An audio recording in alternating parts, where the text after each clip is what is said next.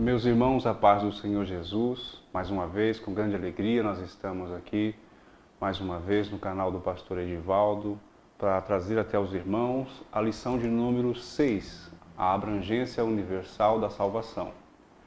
É uma alegria poder trazer este assunto ao conhecimento dos irmãos. Esta lição desse trimestre traz a obra da salvação.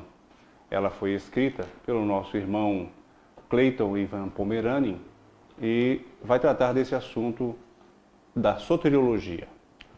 A nossa lição de número 6, ela vai mostrar a abrangência universal da salvação. O objetivo geral dessa aula é mostrar que a salvação em Cristo Jesus, ela é de abrangência universal. Dentro dos objetivos específicos propostos por esta aula, nós buscaremos mostrar e explicar que o que é a obra expiatória do Senhor Jesus, discutir a respeito deste assunto, do alcance da obra do Senhor Jesus Cristo, da obra expiatória que foi promovida pelo Senhor Jesus, e também explicar que o que Cristo oferece, ela é salvação a todos, indistintamente. O termo soteriologia, ele vem do vocábulo grego soterion e significa salvação, libertação de um perigo iminente, livramento do poder da maldição do pecado, restituição do homem à plena comunhão com Deus.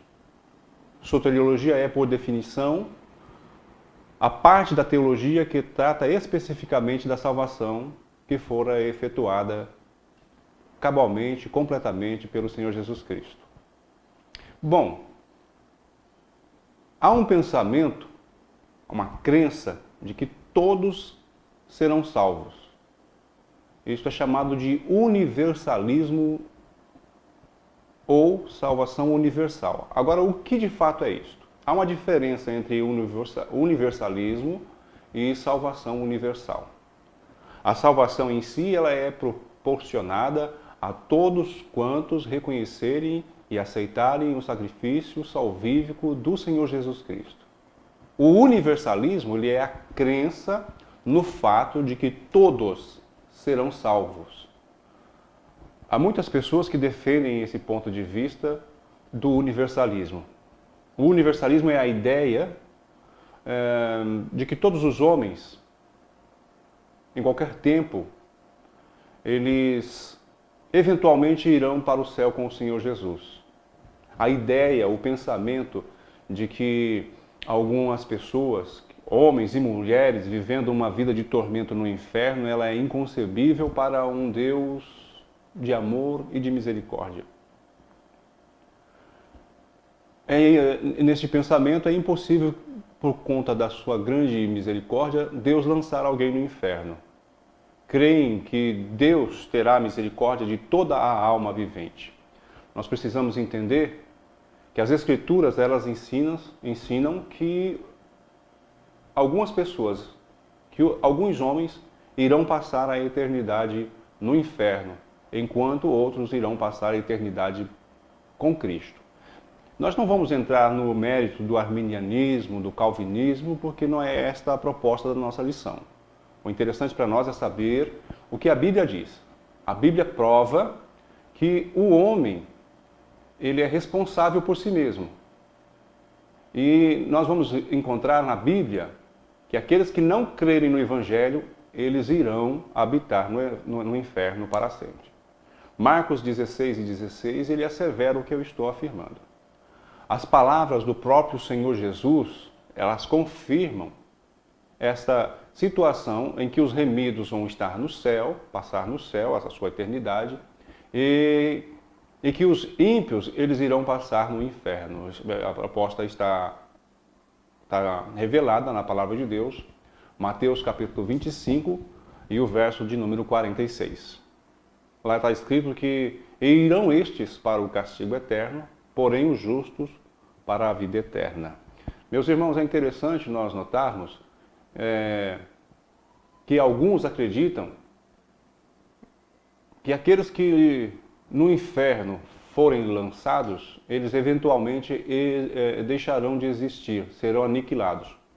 Mas o mesmo Senhor afirma que esta situação irá durar para sempre. Este fogo eterno, ele é mencionado em Mateus, capítulo 25, verso 41, e também em Marcos 9, 44. Jesus diz que o inferno é um lugar onde o fogo não se apaga.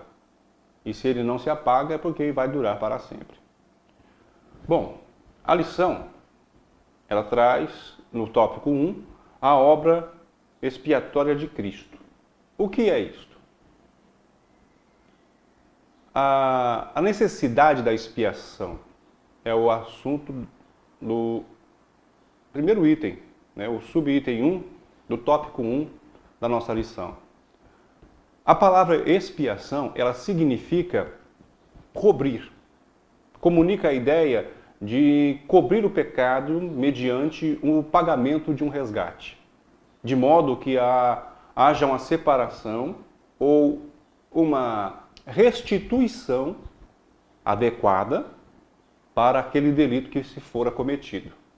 Êxodo capítulo 30, verso 12, Números 35, 31, também Salmo 49, verso 7, mostra essa assertiva da Bíblia a respeito desse assunto.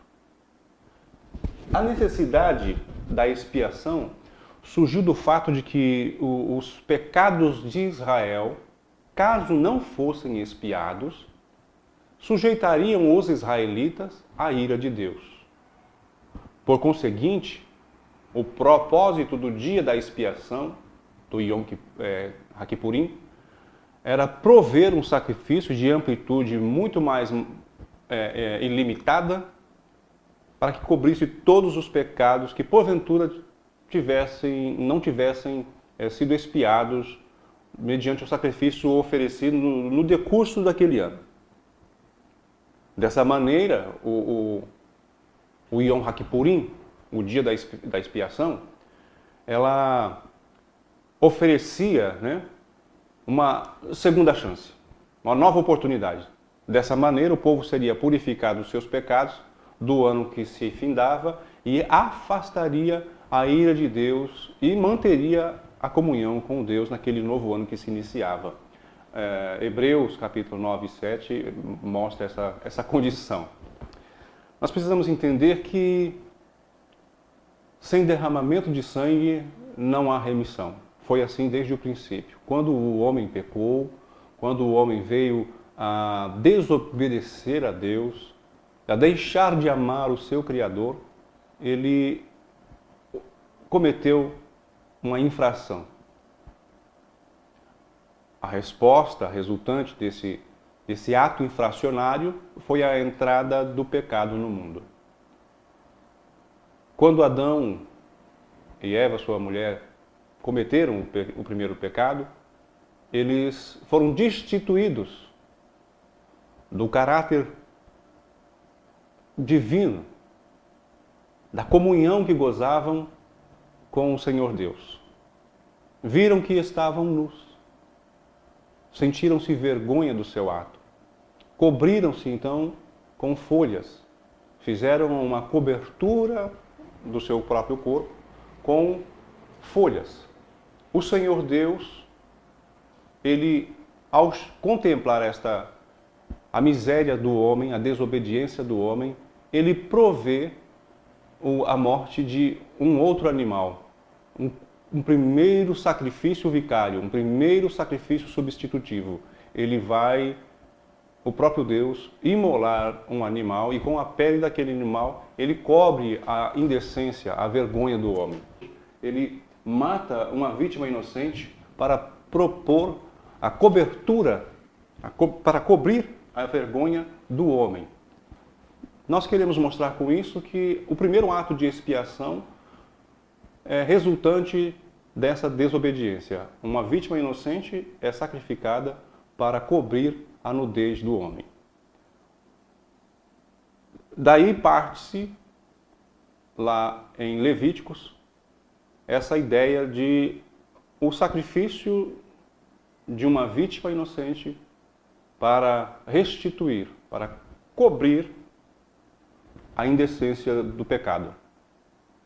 Os sacrifícios do dia da expiação, eles proviam uma forma amena pelo pecado, e não a remoção total do pecado. O sangue apenas disfarçava, tirava por um instante a ira de Deus que estava sobre o ofertante. O sangue de Cristo que foi derramado na cruz, no entanto, é a expiação plena e definitiva que Deus oferece à raça humana. Expiação esta que remove o pecado de uma forma permanente, conforme Hebreus capítulo 10 e verso 4, também os versos 10 e 11. Cristo, ele foi o nosso sacrifício perfeito. Romanos 3, 25 e 26, capítulo 6 também, verso 23, Gálatas 3 e 13, 2 Coríntios 5 e 21, evidenciam a efeito o fato do sacrifício expiador de Cristo, que afastou de uma vez por todas a ira de Deus. E com esta obra perfeita na cruz, Cristo nos reconciliou novamente com Deus, restaurando assim a nossa comunhão com Deus. A evidência disso está em Romanos capítulo 5, verso 6. De 6 a 11, melhor dizendo. O lugar santíssimo, onde o sacerdote ele entrava com sangue para fazer a expiação, representava o trono de Deus no céu. Cristo, ele entrou neste santuário, neste lugar santíssimo, após a sua morte, e com o seu próprio sangue, ele fez expiação para o crente perante o trono de Deus o Pai. É interessante nós notarmos que a Bíblia evidencia isso. Estamos falando de assuntos que estão dentro do contexto bíblico.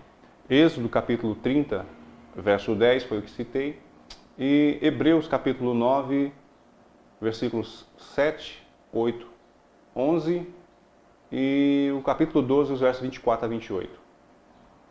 Com isto, nós vemos que havia a necessidade de uma expiação. O tópico 2 da nossa lição, o subitem 2 do tópico 1, melhor dizendo, ele vai mostrar a abrangência do pecado. O que é isso? O que o pecado alcançou? Qual foi as mazelas acometidas, não somente ao homem, mas a toda a criação através do pecado? As Escrituras vão mostrar que todos pecaram e destituídos foram da glória de Deus. Paulo, citando isso aos Romanos, capítulo 3 e verso 23, ele vai mostrar um pouquinho antes, no verso 10, que não há nenhum justo, nenhum sequer. Ele está citando o Salmo 14. E isso, dentro desse pensamento de que não há justo, Paulo vai concluir arrematando esse pensamento com o verso de número 23, dizendo que todos pecaram e que foram destituídos da glória de Deus. Por ocasião do pecado, a terra, consequentemente, a natureza, ela foi amaldiçoada. Gênesis 3, versos 17 e 18, mostram o que estou afirmando. Assim como o pecado original, nós vamos encontrar que o pecado passou a todos os homens e também para a natureza, que pagou o preço por consequência da desobediência do homem e, por estar sob a condição de maldição, ela passou a produzir espinhos e abrolhos.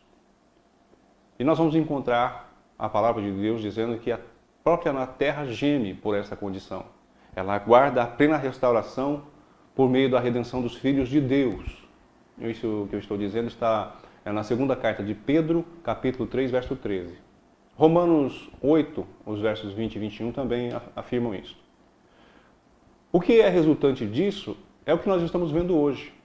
Grandes catástrofes naturais, terremotos, maremotos, tsunamis, furacões, secas, inundações, alterações climáticas. Tudo isso é resultante da ação maligna do pecado agindo na natureza. Nós não podemos negligenciar o gemido da natureza que aguarda a expectação da redenção dos filhos de Deus. Se nós levantarmos a nossa cabeça e contemplarmos as evidências dos cumprimentos da palavra do Senhor Deus, das coisas que aconteceriam antes da sua vinda, nós vamos nos alegrar e ver que é o cumprimento cabal da palavra profética do Senhor Jesus. Estamos vendo a fome novamente a ser um flagelo no mundo. Recentemente, a FAO, o órgão da ONU responsável pela alimentação mundial, ela mostrou um parecer que todos os dias 800 milhões de pessoas vão dormir com fome.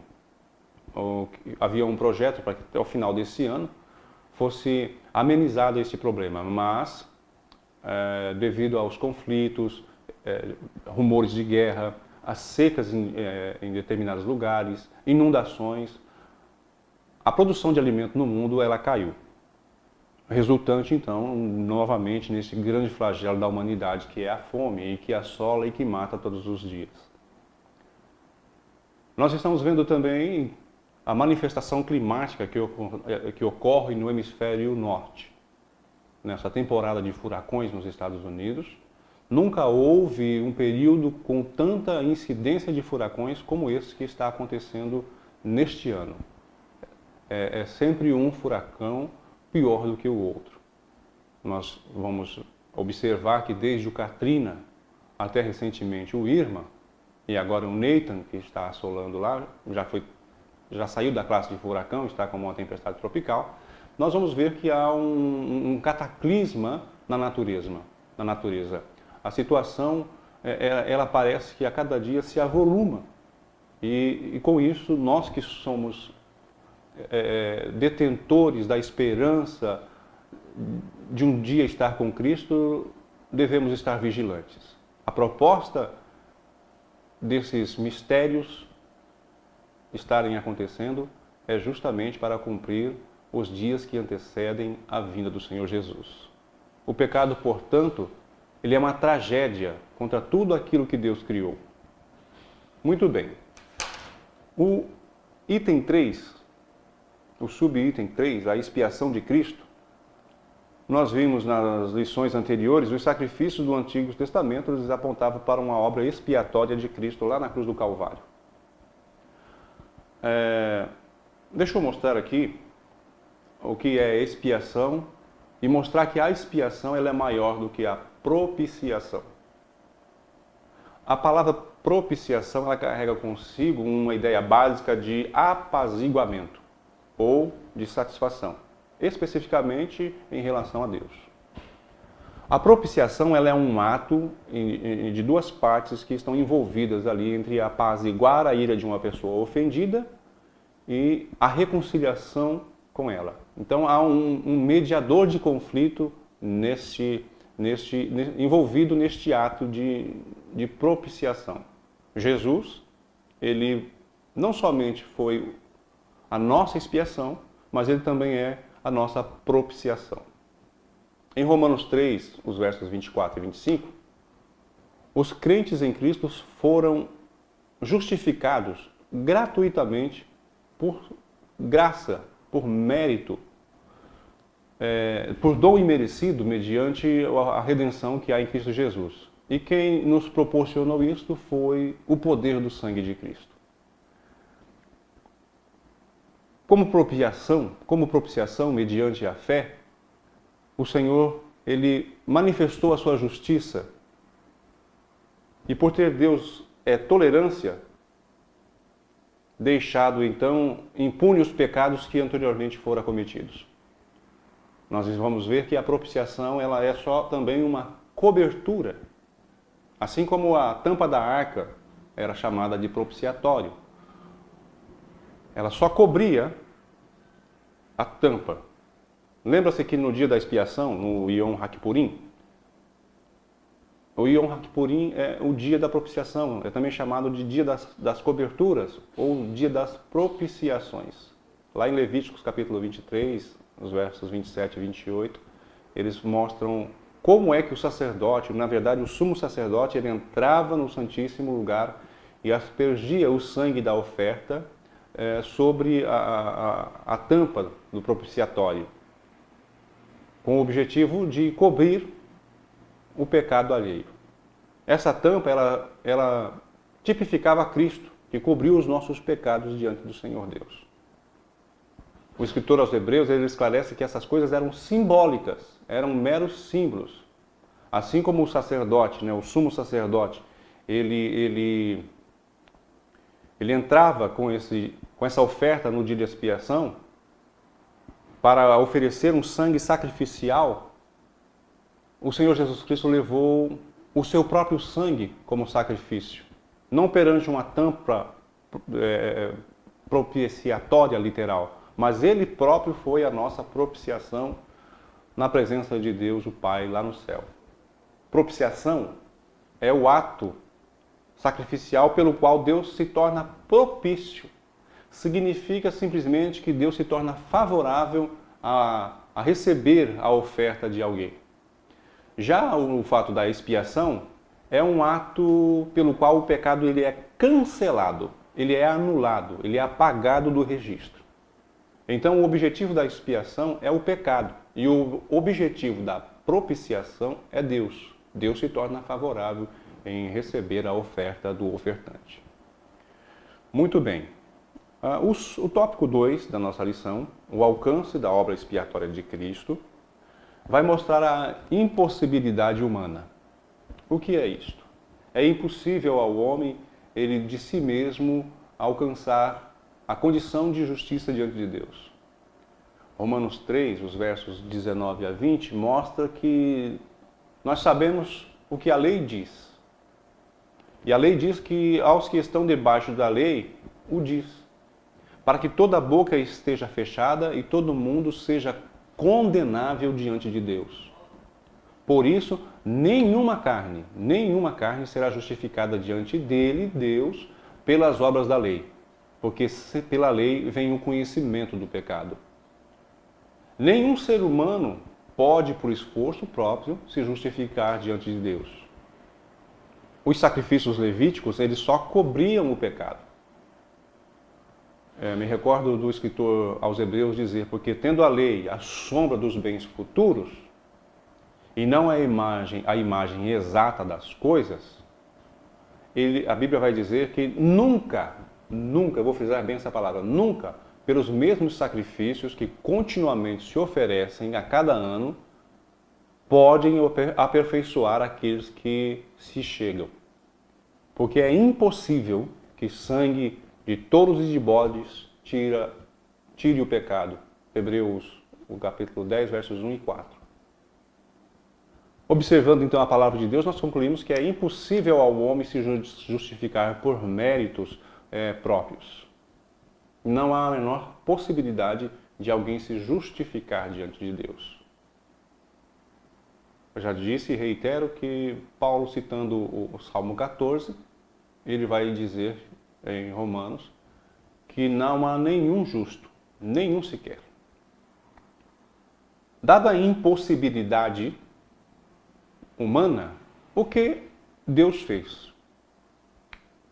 Deus envia o Cordeiro que foi morto antes da fundação do mundo, conforme o escritor do livro do Apocalipse, e vai mostrar que Cristo ocupou o nosso lugar. Ocupou o lugar do pecador. A expiação, ela vai mostrar para o grande amor de Deus, o grande amor do Senhor. Aquele que não conheceu o pecado, ele se fez pecado por nós, para que nós fôssemos feitos justiça de Deus. Romanos 5, 21. A morte do Senhor Jesus, ela é substitutiva, ela é uma morte vicária.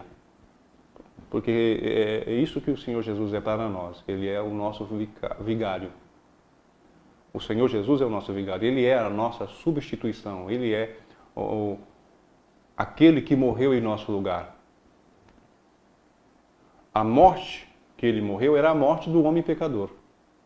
Porque conforme Ezequiel, capítulo 18, verso 20, a alma que pecar, essa morrerá. O apóstolo Paulo, ele assevera isso dizendo, e ele morreu por todos, para que os que vivem não vivam mais para si, mas por aqueles que ele morreu e ressuscitou. 2 Coríntios 5,15. O Senhor Jesus, ele morreu a nossa morte para que nós pudéssemos viver a sua vida. A vida que nós vivemos hoje não é a vida que deveríamos ter, mas a vida do Senhor Jesus. Portanto, meu querido, nós temos que estar atentos a esta grande verdade, para que possamos dizer como o apóstolo Paulo: não vivo mais eu, mas Cristo vive em mim. A morte substitutiva do Senhor Jesus, ela foi perfeita. Perfeita e cumpriu cabalmente a necessidade de pagar o resgate diante do Senhor Deus. E por isso ela é uma obra de grande alcance universal. Esta obra expiatória, como é o assunto do subitem 3, ela alcança universalmente todos os pecadores. Aqueles que se achegarem a Deus têm essa condição de serem chamados filhos de Deus por ocasião desta grande obra expiatória. O seu alcance é a qualquer pecador. A qualquer pecador que não resistir ao poder de atração do Espírito Santo para poder se beneficiar desta graça. A resposta para esse alcance é uma resposta necessária e compete de fé e arrependimento, que é produzido pela graça regeneradora de Deus na vida do pecador que aceita o Filho do Senhor Deus. E esta graça ela alcança o mundo todo, e todo o mundo, sem acepção de pessoas, conforme João 3,16. Por meio da expiação de Cristo, é garantida, e eu quero aqui elencar alguns itens. Primeiro, a redenção. A redenção ela é oferecida mediante esta obra substitutiva de Cristo lá no Calvário. Efésios 1,7 vai nos dizer: em quem temos a redenção pelo seu sangue, a remissão das ofensas, o perdão das ofensas, segundo a riqueza da sua maravilhosa graça. Segundo, essa morte substitutiva, ela também nos garante a reconciliação. O que é a reconciliação? Nós estávamos distantes do Senhor Deus, envolvidos no nosso próprio ego, no nosso próprio pecado, atolados no lamaçal do pecado, mas o amor de Deus nos alcançou com braço forte, com mão estendida, tirou os nossos pés lá do lamaçal do pecado, firmou os nossos pés sobre uma rocha e nos deu um hino, um cântico novo nos nossos lábios, um hino de louvor a nosso Deus. Deus estava também, citando aqui 2 Coríntios 5,19, Deus estava em Cristo reconciliando consigo o mundo, não lhes imputando os seus pecados, e pôs em nós, então, a palavra da reconciliação. O que o Senhor Jesus fez? Nos tornou a colocar na luz, nos introduziu na luz, tirou-nos do reino das trevas e nos concedeu estar no reino do Filho do seu amor. E hoje nós gozamos deste privilégio por ocasião do sacrifício substitutivo na cruz que nos trouxe a reconciliação. Por ocasião deste ato, também nós vamos encontrar a garantia da justificação. Justificação. Conforme Romanos 5,1, tendo sido, pois, justificados pela fé, nós temos paz com Deus por nosso Senhor Jesus Cristo. A justificação, ela é necessária. E quem proporcionou esta condição foi o Senhor Jesus. Lembra-se que não havia nenhum justo, nenhum sequer. Deus agora, na condição de hoje, depois do cumprimento cabal da obra redentora do Senhor Jesus Cristo, quando Ele olha para a terra, quando Ele olha para a humanidade, Ele vê o homem que aceitou o Senhor Jesus, que aceitou o sacrifício do Senhor Jesus, sendo justificado por intermédio desta maravilhosa graça.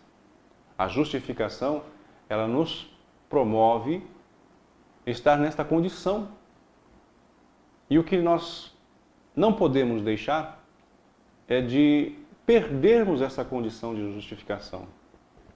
O antagônico da nossa alma, o inimigo da nossa alma, ele tenta dioturnamente tirar o nosso sentido do céu, tirar o nosso foco, o nosso alvo, que é o céu. Devemos nos atentar para toda e qualquer artimanha do maligno, para não perdermos essa condição de justificados. A morte de Cristo, também substitutiva, ela trouxe-nos a adoção. Porque o Senhor Jesus Cristo, por sua vontade, por seu beneplácito imenso, Ele nos predestinou para sermos, por adoção, para sermos filhos de adoção por Jesus Cristo para si mesmo. É o que diz Efésios 1:5. Portanto, hoje nós somos constituídos filhos de Deus mediante a expiação substitutiva de Jesus Cristo, a maior revelação do amor de Deus na cruz do Calvário. E por fim, se é que posso chamar que há um fim em tão grande amor, nós vamos encontrar a remissão dos pecados. Conforme Coríntios 1:14, nós temos a redenção pelo sangue de Jesus, a saber, a remissão dos pecados. É importante nós notarmos, meus irmãos, quais foram os benefícios que foram a nós concedidos por ocasião da morte substitutiva de Jesus Cristo na cruz do Calvário. Nós não tínhamos mérito algum, mas o grande amor de Deus.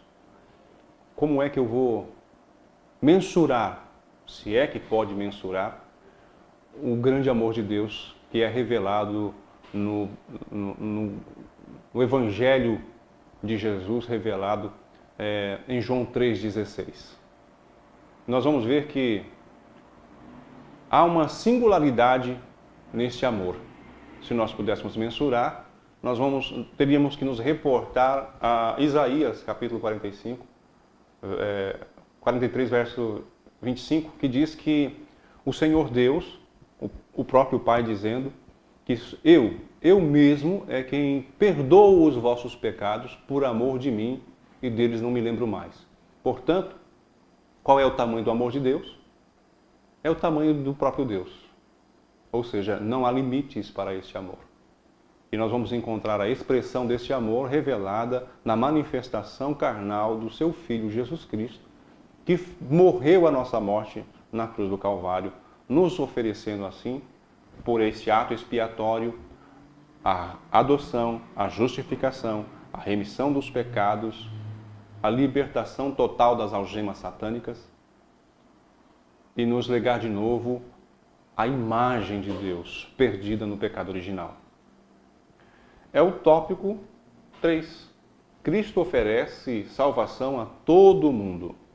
E o subitem 1 traz que ele oferece perdão, liberdade e também cura.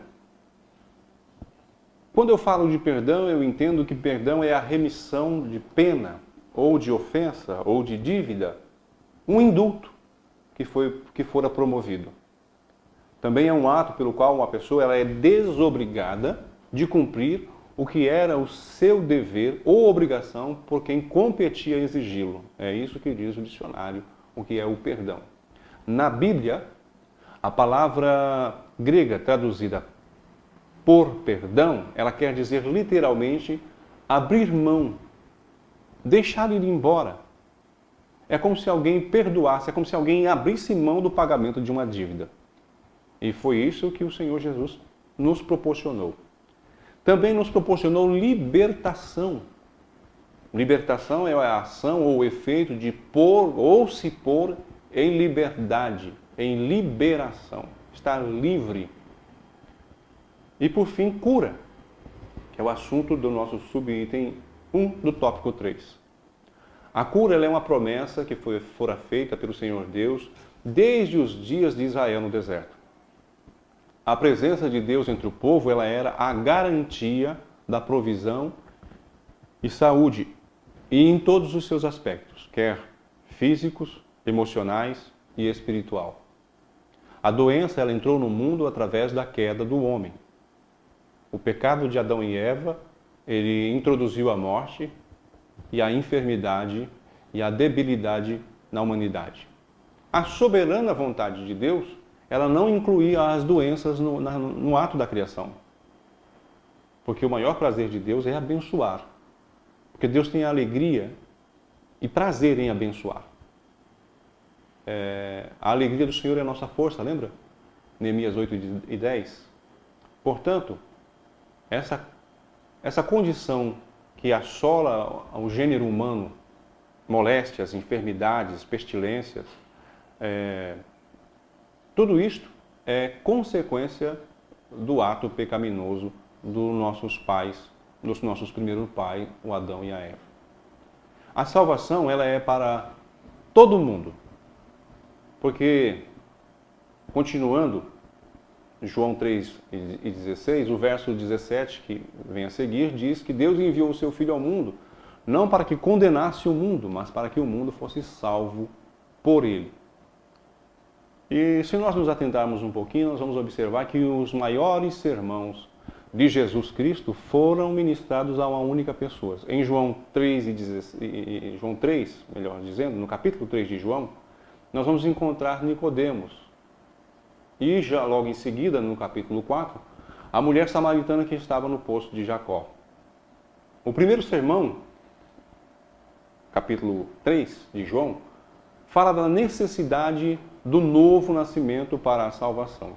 E o segundo sermão, que é o sermão da mulher samaritana, em João capítulo 4, mostra a adoração, mostra que Deus é Espírito e mostra que a vida eterna. E ambos os sermãos mostram a preocupação de Jesus Cristo em anunciar esta grande salvação para a qual ele viera e que realizou totalmente. Nicodemos e a samaritana, eles foram transformados pelo poder das palavras evangelísticas do Senhor Jesus Cristo. Sem acepção, a salvação é para todos. Conforme Romanos 2:11, Deus não tem acepção de pessoas. Deus não faz acepção de pessoas. A salvação é para todo mundo. Todos aqueles que se achegarem a Cristo alcançam o perdão dos seus pecados e a remissão dos seus pecados mediante a obra redentora, a obra expiatória de Jesus Cristo.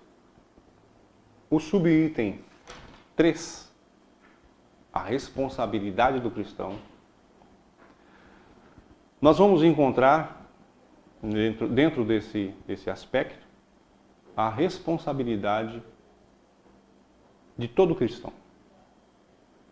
Nós vamos encontrar a grande comissão, Jesus dizendo em Marcos 16:15, que é nosso dever de ir por todo o mundo e pregar o Evangelho a toda criatura. Cada crente que aceita seguir a Cristo, ele tem essa responsabilidade a desempenhar, anunciar o Evangelho às demais pessoas.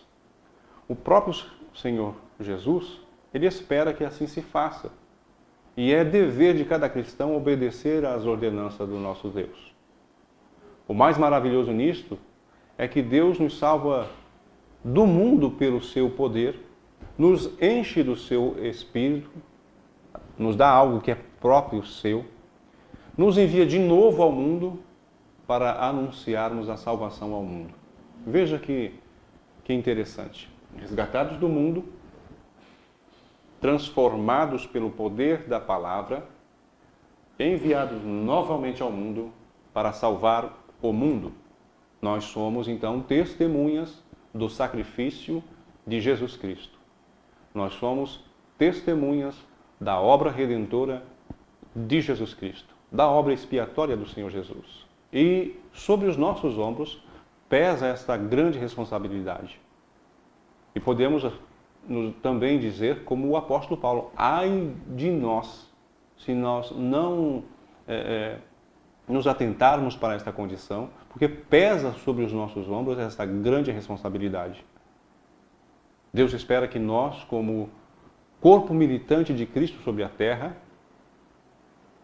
anunciemos as verdades do Evangelho de Cristo.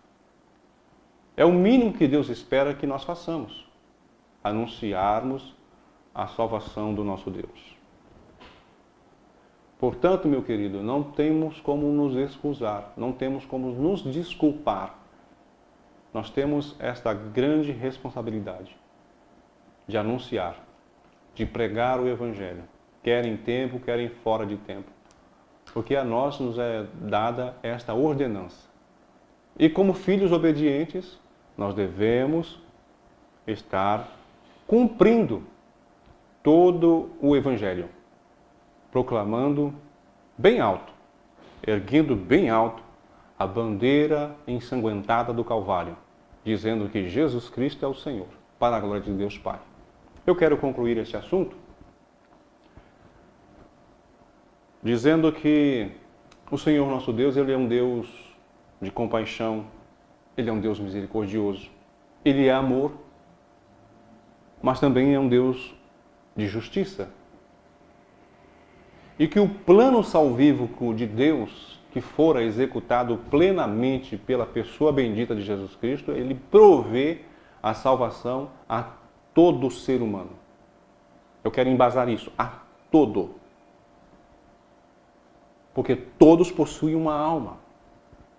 E a alma do homem tem um grande valor para o Senhor nosso Deus. Em Jesus, Deus se mostra misericordioso, bondoso, amoroso e, mais uma vez, justo. Logo, não haveria o porquê do Senhor Deus enviar o seu Filho e fazê-lo passar por tudo que passou, pelo processo da crucificação, pelo processo da morte, pelo processo da ressurreição, e que também ordenou aos discípulos para que após serem revestidos do poder do alto, fossem testemunhas, tanto ali em Jerusalém, em Samaria, por toda a Judéia e até os confins da terra. O Evangelho, ele tem um plano divino muito maior. A partir desta ordem, estava clara qual era o intento do Senhor Deus, qual era a intenção de Deus de salvar todos os seres humanos. E com base na sua bondade, no seu amor e na sua justiça, Deus dá aos filhos de Deus a oportunidade de todos quantos o receberem serem chamados filhos de Deus, conforme João 1:12. É nosso dever, meus amados, nos atentarmos para esta grande missão. Anunciar que Jesus Cristo, Ele é o Senhor. E Deus espera que assim façamos. O nosso Deus, Ele é um Deus de amor, é um Deus santo e justo, mas espera que não somente os outros, mas eu e você também façamos parte desta grande comissão, deste ato maravilhoso de anunciarmos um Evangelho poderoso do Senhor Jesus. Meus amados, que Deus em Cristo vos abençoe, que o Senhor Deus nos condicione a cada dia a proclamarmos o Evangelho poderoso do Reino. Que Deus nos abençoe.